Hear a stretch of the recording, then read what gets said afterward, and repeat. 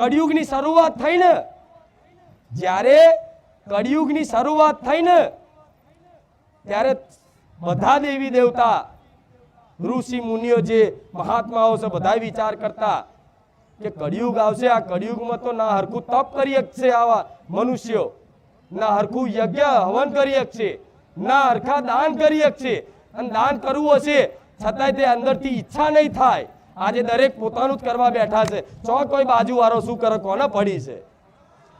ઓગણે આયેલું કૂતરું કોને પડી છે? ઓગણે આયેલી ગાયને રોટલી ખવડાવવાની જગ્યાએ દંડો મારી નહારતા આજના કળિયુગના માણસો, એમનો ઉદ્ધાર ચમનો થશે. દરેકને આવી ચિંતાઓ થતી. તારે નારદજી બ્રહ્માજી જોડે જ્યાં હતા. નારદજી બ્રહ્માજી નારદજીને જોડો છો ને, નારાયણ નારાયણ બધે સંદેશો પહોંચાડવા જાય, ભગવાનની કોઈ વાત કરવા જાય, ખબર છે ને?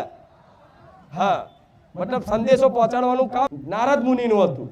તો નારદજી બ્રહ્માજી જોડે જ્યાં કે હે બ્રહ્મા, તમે આ સૃષ્ટિની રચના કરી છે, અને આ રચના તો કરી છે, પણ આવા કળિયુગનો સમય ગાળામાં આ માણસોનો ઉદ્ધાર ચમનો થશે.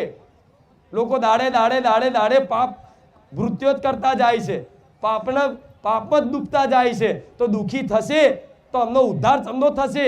ના હરખું ધ્યાન કરી શકશે, ના યજ્ઞ કરી શકશે, ના હરખું હવન કરી શકશે, ના દાને કરી શકશે. તારે બ્રહ્માજી એવું કીધું હતું કે આ કળિયુગમાં જો ભગવાનનું નામ એક વખત લઈ જશે ને, એને મારા રોમની કૃપા ફળી જશે.